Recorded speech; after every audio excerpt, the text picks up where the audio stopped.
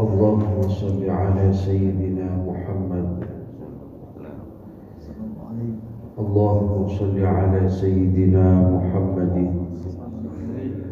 صلاة تغفر بها الذنوب وتصلح بها القلوب وتنطلق بها العصوب وتلين بها الصعوب، وعلى آله وأصحابه ومن إليه منصوب. قالوا سبحانك لا علم لنا إلا ما علمتنا إنك أنت العليم الحكيم. صدق الله العظيم. Ingkang kula hormati para jamaah, orang tua kita semua yang hadir, ibunda kita, terkhusus jajaran kepengurusan Masjid Nurul Ikhlas. Semoga senantiasa dilimpahi kesehatan dan afiat, amin. Diberi kemudahan, keselamatan dunia akhirat, dan termasuk dalam golongan orang-orang yang mendapatkan perhatian, keridhaan dari Allah dan Rasulnya Shallallahu Alaihi Wasallam, amin. Alhamdulillah, pagi hari ini atas izin dan rahmat taufik dari Allah, kita diberi kekuatan untuk bisa sholat, bisa zikrullah, bisa berdoa munajah kepada Allah, dan disempurnakan dengan tariqatut ta'lim wa ta'allum. Khairut turuqit ta'lim wa ta'allum, yaitu sebaik-baik jalan menuju Allah adalah jalan belajar dan mengajar. Bisanadil afsah, dari sanad yang afsah itu sanad yang betul, sehingga agama ini bisa dipahami hanya bagi mereka orang-orang yang mempunyai sanad yang afsah. May yuridillahu bihi khairan yufaqihu fiddin. Man utawi sapane wong yuridu kang den karepaken sapa man, ya khairon ing bagusan, di bahasa Jepang Pak, yaitu yufaqihu fiddin. Barang siapa yang dikehendaki Allah menjadi orang yang baik, maka oleh Allah dijadikan orang itu memahami agama. Saya ingat apa yang didhawuhkan oleh panjenenganipun Bapak B.J. Habibie. Beliau berkata, saya adalah seorang profesor, saya bisa membuat pesawat, tetapi andaikan saya memilih, jika saya diberikan pilihan mana yang saya pilih, apakah saya menjadi orang profesor atau ahli agama, maka saya memilih menjadi orang yang bisa memahami agama. Subhanallah. Beliau ini adalah Bapak B.J. Habibie. Maka beruntunglah kita yang mengaji, karena agama ini jika tidak dipahami dengan ilmu, tidak dipahami dengan seseorang yang mengajar, maka pemahaman agama ini akan salah, Pak. Kemarin saya sama Ustadz yang muadzin ditunjukkan, ada seseorang Ustadz yang mengatakan kalau Isra wal Mi'rajnya Nabi itu merupakan kabar yang hoax.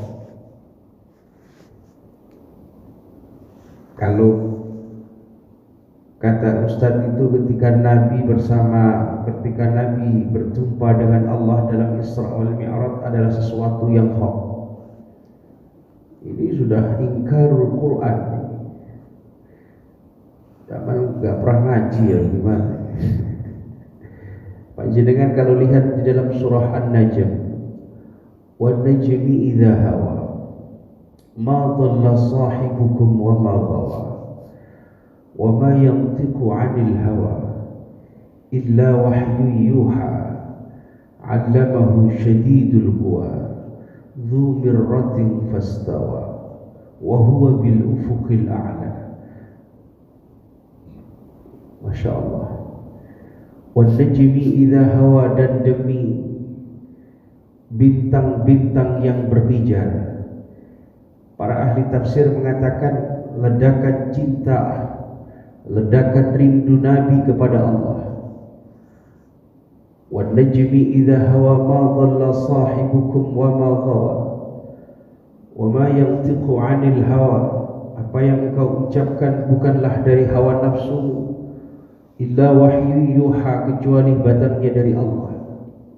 Allamahu syadidul quwa, yang diajarkan oleh malaikat Jibril. Dzu mirratin fastawa wa huwa bil ufuqil a'la fakana qaba qausaini aw adna. Nabi semakin dekat dengan Allah. Ini sudah jelas para ahli tafsir mengartikan perjumpaan Nabi dengan Allah. Sekarang ada orang yang mengatakan hoax. Maka pentingnya kita mengambil jalan satu ilmu yang mempunyai sanad yang afsah. Kalau panjenengan pengen tahu lebih detail, saya itu punya guru yang ngetren, yang mungkin bisa panjenengan jadi rujukan. Salah satunya adalah Gus Baha. Panjenengan kalau ingin melihat YouTube, cari guru-guru yang mempunyai sanad yang afsah.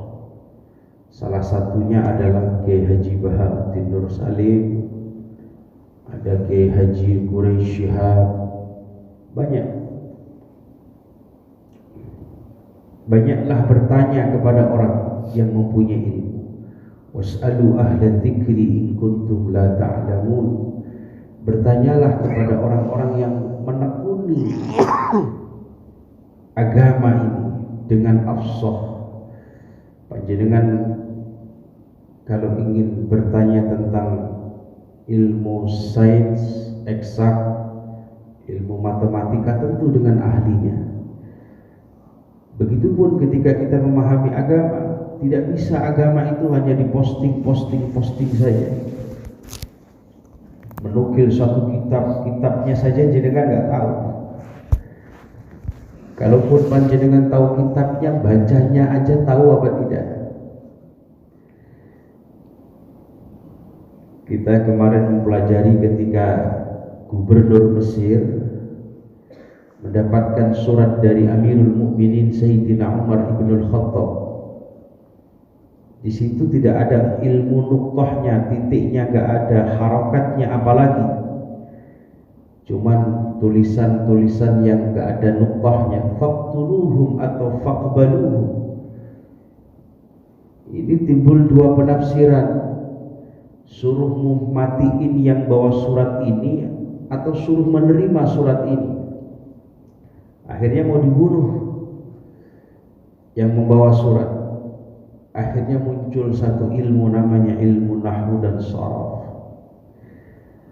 Ilmu titik, kalau qaf titiknya 2, kalau fa titiknya 1. Ternyata hal seperti ini masih sulit dipahami. Al-Quran dibaca 150 Hijriah baru ketemu namanya ilmu tajwid, Pak. Sekarang saja ketika sudah ilmu tajwid ketemu, pemahaman tentang tajwid ini masih harus diasah lagi. Contoh, bagaimana makhraj A. Dalam makhraj tenggorokan khalqun ada 3 a. Namanya aqsal khalqi. A itu bersama dengan huruf H. Ini saja banyak yang salah. Kadang-kadang kalau baca nga, a, kurang masuk ke dalam. A, H. Wasyamsi wa duhaha. Ini harus dilatih. Wal qamari idza talaha. Ini dilatih. Ini aja butuh ilmu. Sekarang orang mampu ngomong bicara tentang ilmu mudah cuma diposting saja. Na'udzubillahi min. Kita ngaji aja Bu. Contoh ketika kita baca surah Ad-Duha. Wad-duha wal-laili idza saja ma wadda'aka rabbuka wa ma qala wal akhiratu khairul laka minal ula. Ini teori juga. A. Naik sedikit ada asqal khalqi. H. A. H seperti desisnya ular. Kadang-kadang kita masih belum bisa.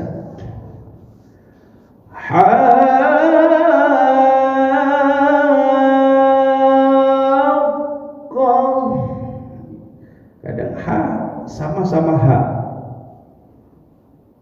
Ini aja harus pakai ilmu Pak.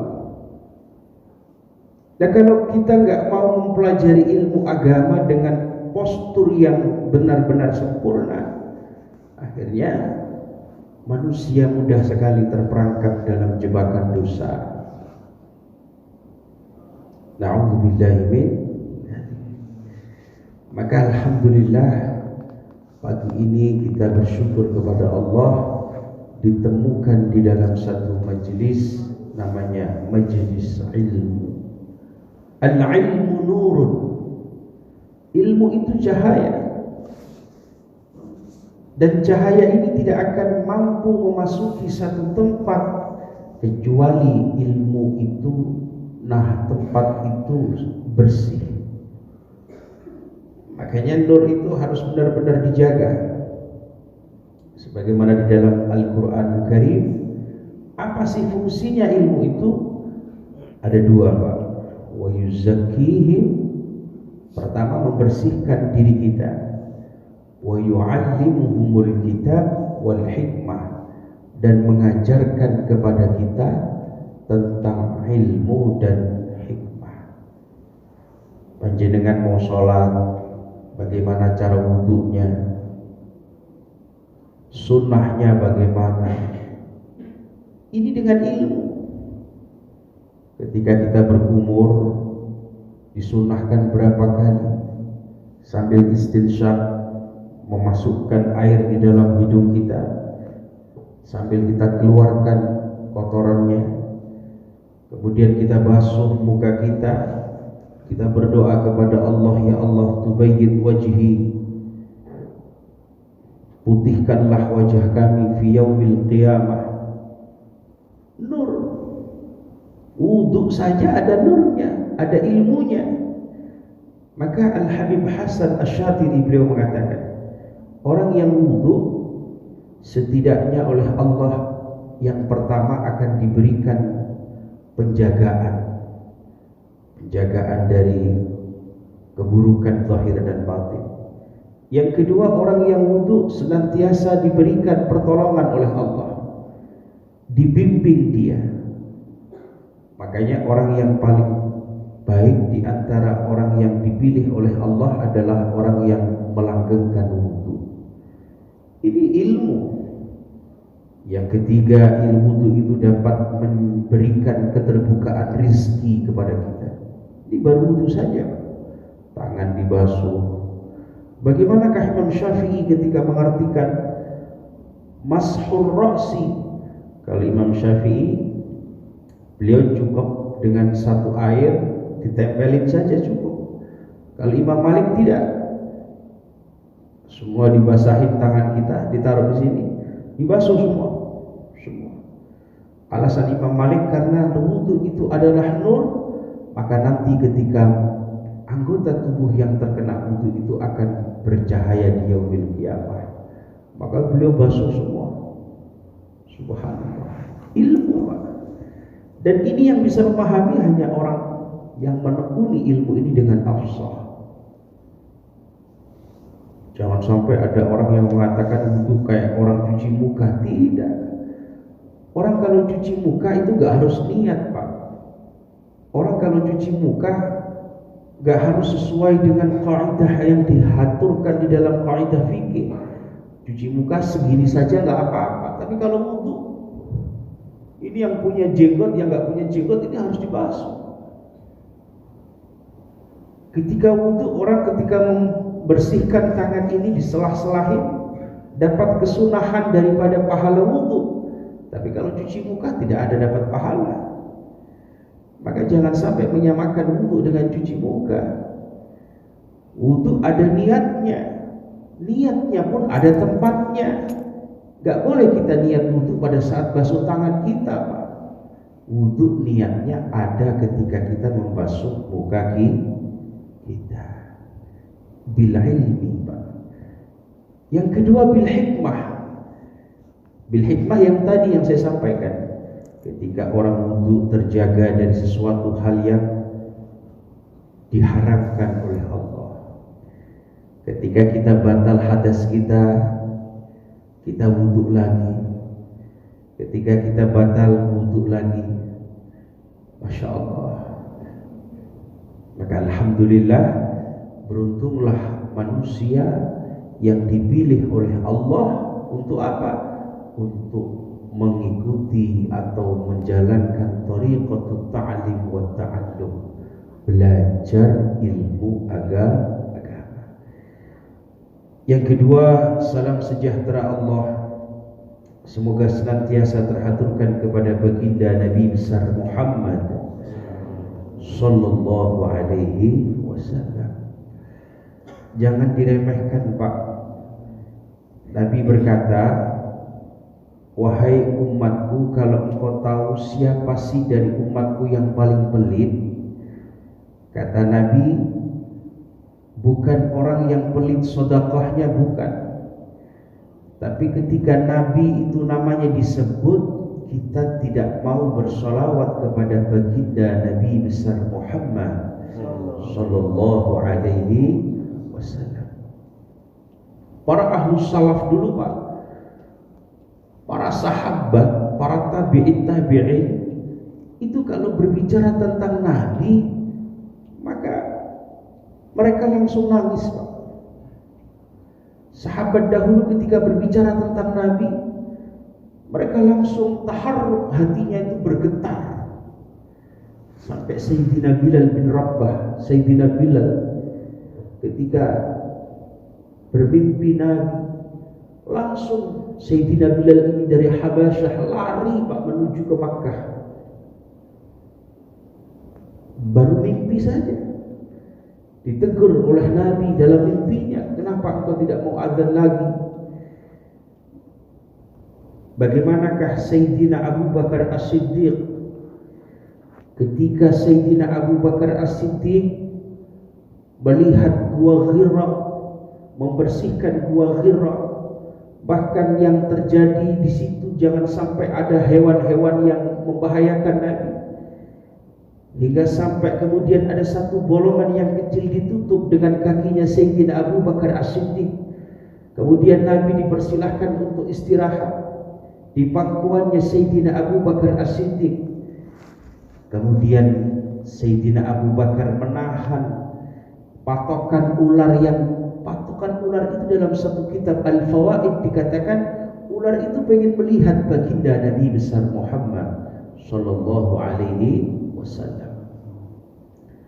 Sampai gak kuat nahan, kemudian terjatuhlah keringat dari Sayyidina Abu Bakar. Wahai Sayyidina Abu Bakar, kenapa engkau? Apakah engkau kesakitan? Tidak Rasulullah.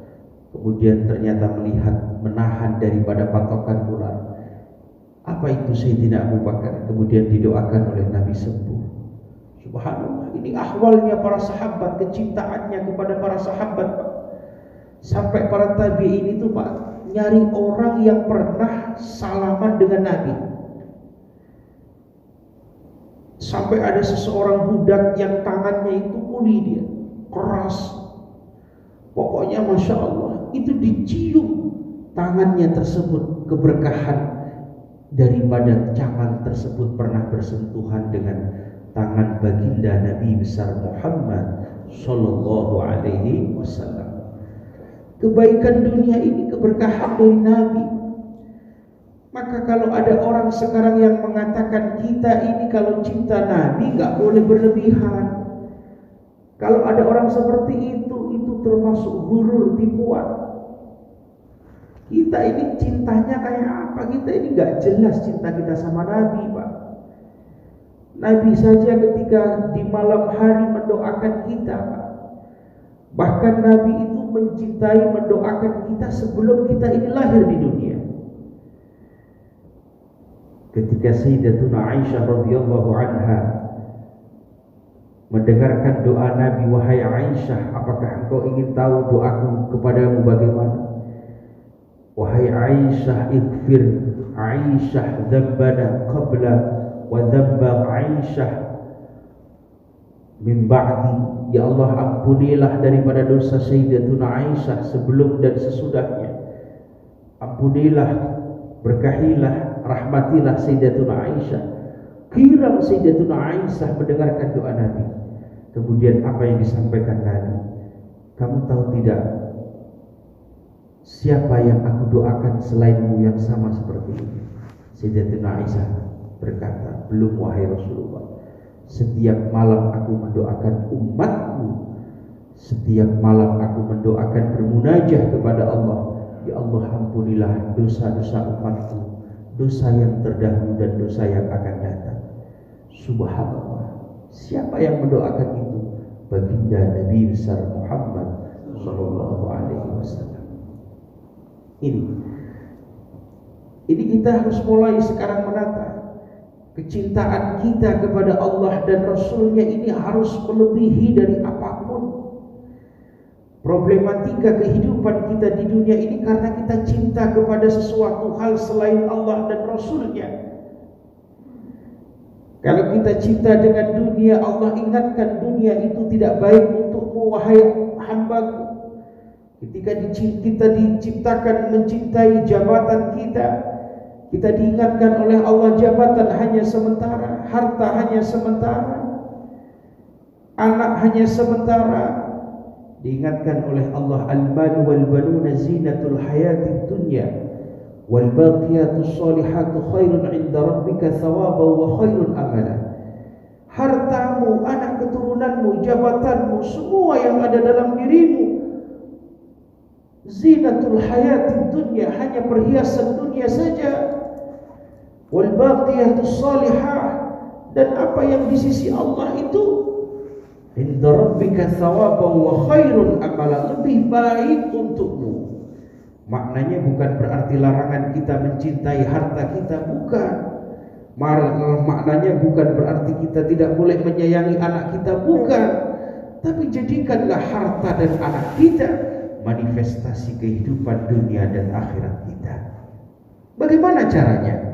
Allah memberikan solusi. Wal baqiyah, ingatkan dia dengan Allah, ingatkan dia dengan baginda Nabi besar Muhammad Sallallahu Alaihi Wasallam. Tadi saya sama Ustaz Rosid, Pak Ustaz, kalau bisa ada sholawatannya biar gak ngantuk katanya. Kira-kira sholawatan bapak-bapak setuju apa tidak? Alhamdulillah. Sholawatan itu bukan lagunya Pak yang dilihat Pak, tapi zauknya. Zauk itu rasa. Seperti Ustaz tadi kalau ngimamin Coba kalau nggak ada zauknya nggak enak. Alhamdulillahirabbil alamin, Ar-Rahmanir Rahim, Malik Yaumiddin, Iyyaka na'budu wa iyyaka nasta'in. Kira-kira enak apa enggak? Tapi tadi Ustaz tadi pakai ilmu zauk namanya. Alhamdulillahi rabbil alamin, Ar-Rahmanir Rahim. Masya Allah, enak kita dengerin juga. Alhamdulillah. Kita sholawatan sebentar, biar gak ngantuk. Anta nurullahi fajran, jita ba'dal usri yusran, Rabbuna a'laka qadran, ya imam al-anbiya'i, anta fil wujdani hayyun, anta lil aynayni dhayyun, anta 'indal hadiriyun, anta hadin wa safiyun, ya habibi ya Muhammad ya Nabi salam alaika, ya Rasul salam alaika, ya Habib salam alaika, salawatullah alaika, ya Nabi salam alaika, ya Rasul salam alaika, ya Habib salam alaika, salawatullah alaika, ayyuhal mukhtar fina, zadana al-hubbu hadina, jitana bil khairi dina, ya khitamal mursalina, ya habibi ya Muhammad ya Nabi salam alaika, ya Rasul salam alaika, ya Habib salam alaika, salawatullah alaika. Allahumma shalli ala Muhammad. Hadirin yang dimuliakan Allah, kami akan mencoba untuk mengkaji tentang ayat-ayat yang berkaitan dengan hubbun Nabi. Karena ini bulan Sya'ban. Sya'ban itu syahrun Nabi. Sya'ban itu adalah bulannya Nabi. Kenapa ini disebut bulannya Nabi? Karena di bulan Sya'ban ini turunlah surah Al-Ahzab. Beliau tadi Ustaz kita membaca surah Al-Ahzab. Yang lebih dikhususkan di dalam surah ini yaitu pada ayat innallaha wa malaikatahu yusholluna 'alan nabi. Sesungguhnya Allah bersama malaikat itu bersolawat kepada Nabi. Maknanya bagaimana? Ketika Allah mengatakan bersolawat kepada Nabi, maknanya adalah tanzilur rahmah. Tanzilur rahmah ini Allah senantiasa menurunkan rahmat kepada Nabi. Innallaha wa malaikatahu yusholluna 'alan nabi. Dan kita diperintahkan oleh Allah, ya ayyuhalladzina amanu shallu 'alaihi wa sallimu taslima. Wahai orang-orang yang beriman, salawat salamlah, teruslah sambunglah kamu dengan Nabi, baik lisanmu baik hatimu, baik seluruh anggota tubuhmu. Ini perintah Allah mutlak, Pak.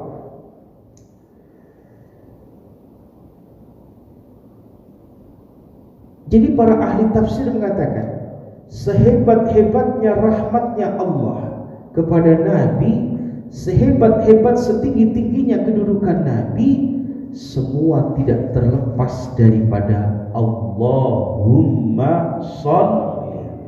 Apa maknanya? Semua karena rahmatnya Allah subhanahu wa ta'ala. Clear sudah? Makanya tauhid seperti ini harus kita kuatkan, Pak. Ada orang yang mengatakan itu orang kalau baca sholawat nariyah khurafat. Khurafat itu melebih-lebihkan atau justru syirik karena menganggap Nabi itu menjadi seseorang yang mampu mengangkat kesulitannya. Bukan. Ada yang mengatakan orang yang membaca suratul Fatihah, al-Fatihi lima ughliq, sholawat yang dapat membuka dari sesuatu yang tertutup, maknanya adalah menjadikan Nabi seperti saingan Allah. Bukan. Justru para ulama ahlu sunnah mengatakan sehebat-hebatnya Nabi, setinggi-tingginya manfaatnya Nabi, itu semua karena keberkahan dari Allahumma sholli ala sayyidina Muhammad. Clear ya? Jadi semua karena rahmat, salam sejahteranya Allah kepada baginda Nabi besar Muhammad sallallahu alaihi wasallam. Sampai kalau lihat orang Kristen, Pak, dia mengatakan Isa itu nabi katanya. Orang Kristen itu mengatakan Isa itu nabi. Justru ini melawan hujahnya orang Nasrani. Sehebat-hebat nabi kita, sekuat-kuatnya nabi kita, itu tidak terlepas dari Allahumma sholli. Allahumma ya Allah, sholli, sampaikanlah salam sejahteramu, rahmatmu, keselamatanmu kepada Nabi Muhammad sallallahu alaihi wasallam, yang dengan sholawat, yang dengan keberkahan salam sejahteramu kepada Nabi, maka terurai semua dari problem kita. Loh Pak Ustadz, kenapa kita harus mengatakan Nabi wong yang punya masalah kita? Betul apa betul? Betul apa betul, Pak? Ini ada orang yang bertanya begitu. Kita kan yang punya masalah, Pak Ustaz. Kita yang punya hajat, kenapa harus dengan Nabi? Dibantah Pak hujah ini dengan 3 hal dalam surah Al-Quran. 1, ma kana Muhammadun aba, bukan, ma kana yu'adzibahum wa anta fihim. Ini pertama. Sekali-kali Allah tidak akan pernah mengazab seseorang yang di situ punya cinta, punya hubungan dengan baginda Nabi besar Muhammad sallallahu alaihi wasallam. Yang kedua, ya ayyuhalladzina amanu, ya ayyuhalladzina amanu btaghu ilaihil wasilah. Wahai orang-orang yang beriman. Amanu ini orang yang dalam proses imannya, Pak. Beda dengan mukmin. Maka di surah Al-Mu'min, qad aflahal mu'min. Sungguh beruntung orang-orang yang sudah beriman. Imannya sudah mantap. Tapi kalau amanu ini proses. Kadang imannya banyak turunnya, kadang imannya naik. Ya kayak kita ini. Wahai orang-orang yang beriman yang dalam proses, carilah kamu sewasilah, carilah kamu perantara agar kamu ini kenal dengan Allah, agar kamu ini mendapatkan rahmatnya Allah. Dan wasilah yang terbesar dunia akhirat kita adalah baginda Nabi besar Muhammad sallallahu alaihi wasallam. Ini perintah, Pak. Ini mengkanter hujahnya orang yang mengatakan kenapa harus pakai sholawat, yang di situ dikatakan kalau sholawat nariyah Allahumma sholli ala sayyidina Muhammad salatan kamilatan wa sallim salaman taman ala sayyidina Muhammadin alladhi tanhalu bihil aqad wa tanfarju bihil qurab, yang dengan sholawat itu akan membuka kesusahan kita, menyingkap segala hajat-hajat kita yang tersembunyi. Ini yang ketiga apa, Pak? Allah berfirman dalam Al-Quran, Qul in kuntum tuhibbunallaha fattabi'uni yuhibbukumullah.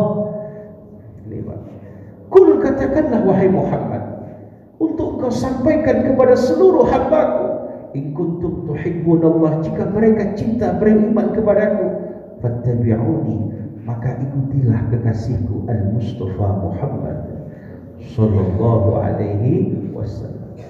Fattabi'uni yuhibbukumullah, maka kamu akan dicintai Allah. Maknanya dicintai apa?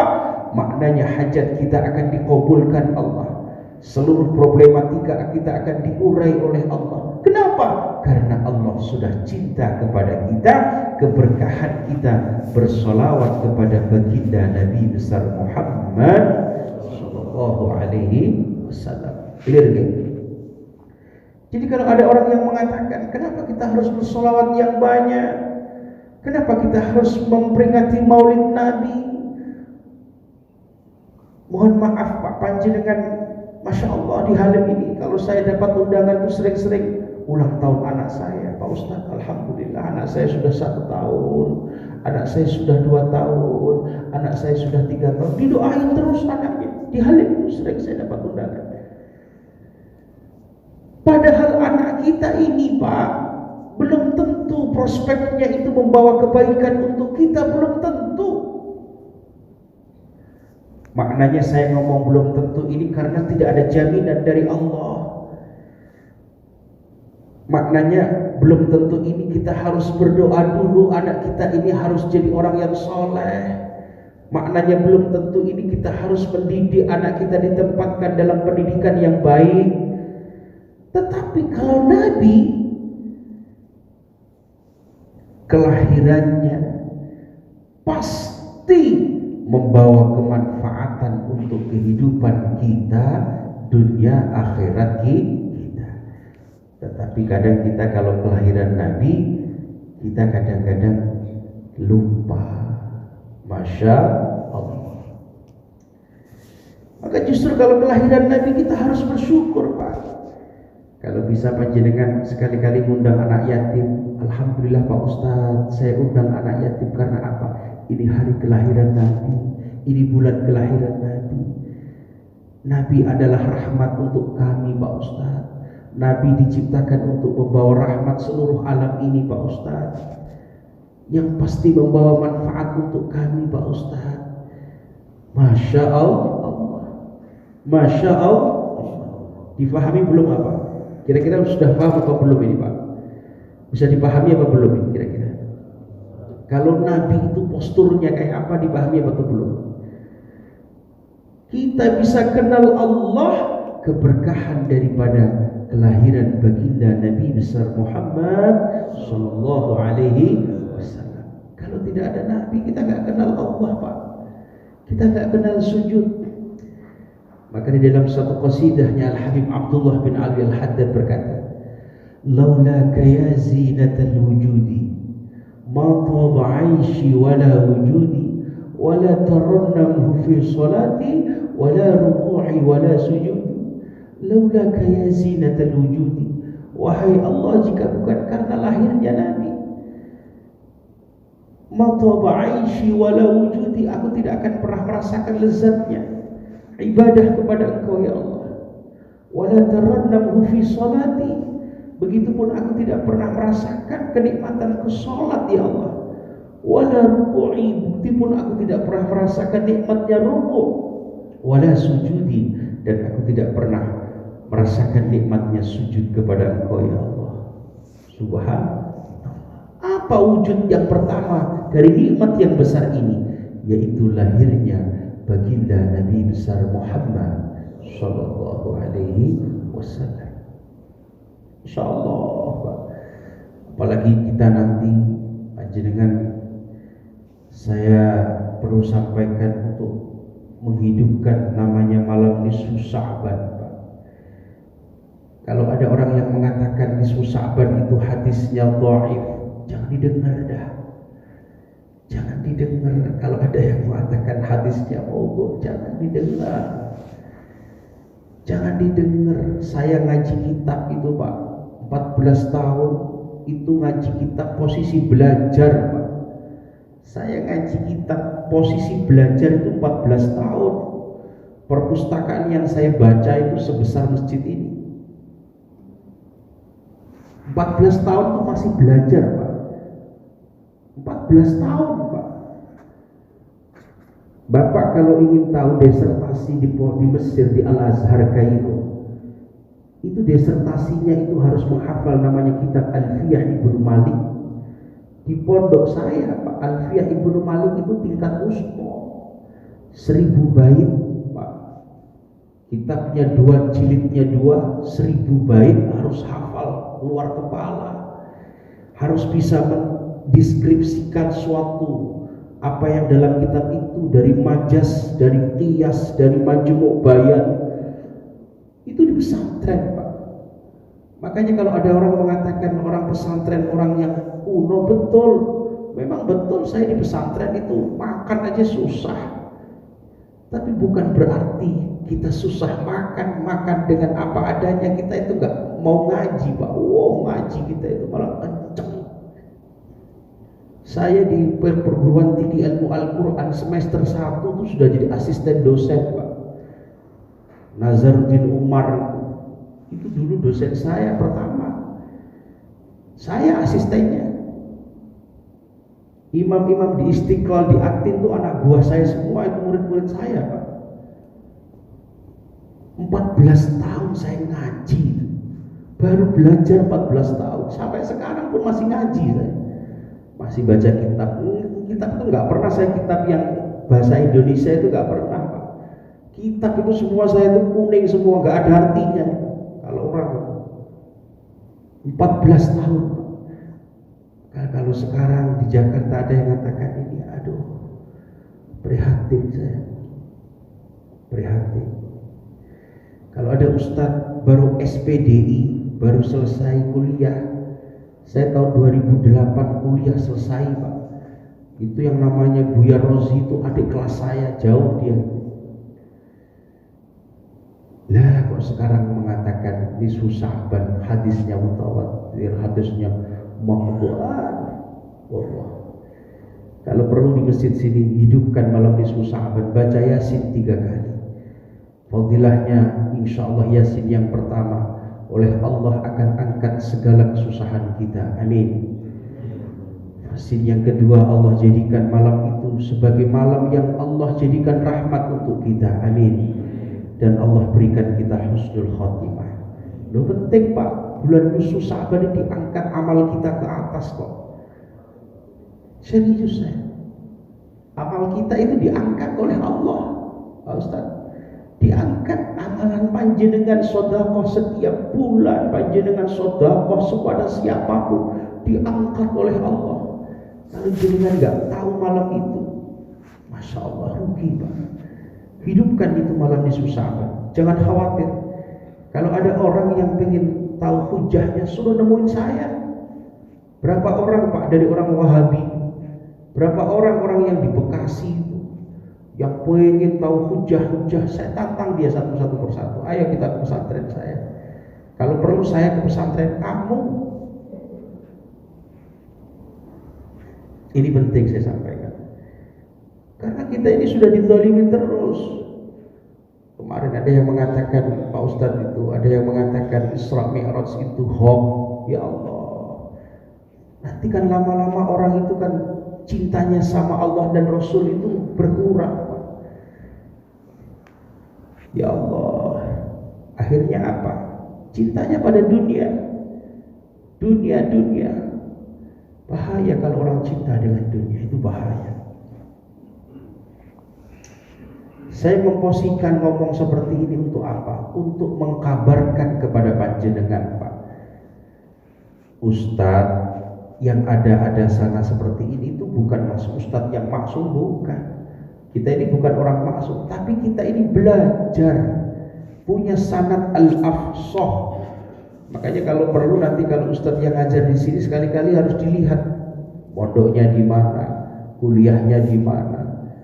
Kalau S1-nya S1 di mana, S2-nya di mana, S3-nya di mana. Itu penting, Pak. Takutnya nanti kalau mereka dari mana, gak jelas mana, ngomong macam-macam. Aduh. Ada yang mengatakan itu loh, kalau tainya ayam itu halal katanya, gak najis. Tai ayam gak najis karena ayam itu halal. Ada yang mengatakan seperti itu. Masya Allah, padahal di dalam kitab Al-Ashbah wa Nadhair maknanya bukan begitu. Maknanya bukan begitu. Nanti kita akan detailkan masalah ini. Nanti kalau lihat panjenengan itu kotoran ayam, kalau kotoran ayam itu di karpet ini, kira-kira Bapak kalau ada kotoran ayam risih apa risih kira-kira? Ada yang mengatakan itu gak najis, Pak. Na'udzubillahi min. Maka ini perlu saya sampaikan. Nanti kalau perlu malam susah hidupkan, ya. Gak usah khawatir. Panjenengan kalau ingin deskripsi masalahnya, hujahnya kayak apa, banyak saya, Pak. Nanti akan saya sampaikan. Jadi gak usah khawatir kalau itu katanya hadis dhaif. Wah, hadis dhaif itu maknanya apa juga kita belum tahu. Masya Allah, ya. Saya kira demikian para jamaah. Mungkin panjenengan ada yang bertanya, kami persilahkan. Jangan sungkan-sungkan, Pak. Oke. Tadi Ustadz Rasyid bertanya, Pak Ustadz, kalau saya ke Sumatera, apakah saya boleh jamak? Ya boleh dong. Sholatnya di mana? Ya sholatnya di sono, di jalan. Gak boleh sholat jamak, sholatnya di rumah. Kan belum safar. Terus yang dimaksud safar itu bagaimana? Pertama, perjalanannya harus dalam ridho Allah. Perjalanannya bukan maksiat. Yang kedua, 2 marhalah sekitar 80 kilo. Boleh kita untuk sholat jamaah dan qashar. Tapi ada juga yang mengatakan, Pak Ustadz, di Jakarta itu macet. Saya kalau sudah sampai rumah langsung capek. Kadang-kadang sholat saya ketinggalan. Ini yang seperti ini diperbolehkan sholat jamak, dan sholat jamak dengan asbab bukan safar, tapi dalam asbab masyaqat. Masyaqat itu terjadi kesulitan. Bapak, kita lihat lagi dalam usul fiqh itu terjadinya satu keringanan dalam hukum harus memenuhi beberapa hal. Yang pertama sakit alasannya, yang kedua karena safar, yang ketiga karena masyaqat. Masyaqat itu ya seperti itu. Seperti yang di Jakarta itu. Kadang-kadang kalau di tengah jalan macet sampai berjam-jam, sholat maghribnya suka kehilangan, Pak Ustadz. Sholat aja di mobil, sholat lihurmatil waktu. Kemudian panjenengan kalau sudah di rumah itu, kemudian panjenengan sudah sehat, sudah fit, diqadha. Kenapa diqadha? Karena sholat itu ada yang mengatakan harus jabhul, harus nempel ke bumi, harus posisinya panjenengan sujudnya itu harus di bumi. Makanya ketika sholat kita dalam kondisi yang hormatil waktu, kita sempurnakan lagi ketika kita sudah sempurna. Tapi ketika kita di dalam mobil, bisa kita jamak dua-duanya. Isya dan maghrib kita jamak. Tapi ada yang mengatakan jangan diqashar. Loh, Pak Ustadz, saya lagi nyupir, bagaimana? Tambah sulit lagi ini. Tentu kalau supir kan nggak boleh sholat. Nah, ini timbul satu ilat baru lagi. Darul mafassid muqaddam ala jalbil masalih. Mencegah kerusakan itu didahulukan dari suatu kebaikan. Sholat itu baik, tapi kalau posisinya panjenengan supir itu dalam kondisi sholat, itu membawa kerusakan, membawa bahaya, maka didahulukan. Maka apa? Diperbolehkan panjenengan sholatnya itu tidak hurmatil waktu, tapi panjenengan sholat qadha di rumah. Ini loh Pak, dalam 3 deskripsi masalah saja ini ada hukum yang berbeda. Makanya kita kalau bahas ilmu agama ini harus Masya Allah. Monggo panjenengan yang mungkin akan bertanya, kami persilahkan.